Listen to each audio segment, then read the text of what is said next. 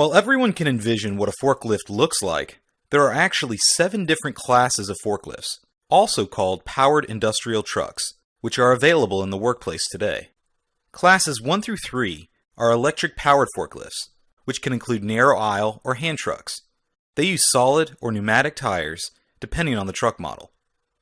These are commonly used in small warehouses where there is an enclosed space, as the use of a gas or diesel-powered forklift cannot be used because of the lack of airflow.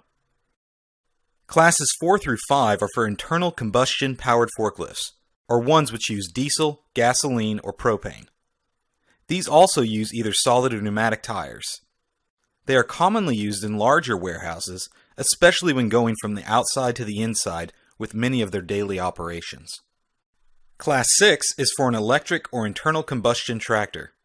These forklifts are very versatile and have the ability to work in a variety of workplace environments, including the flexibility to work indoors or outdoors.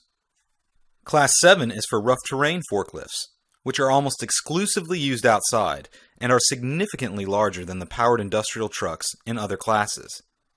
These are usually internal combustion powered, using pneumatic tires, and are designed for a specific workplace environment.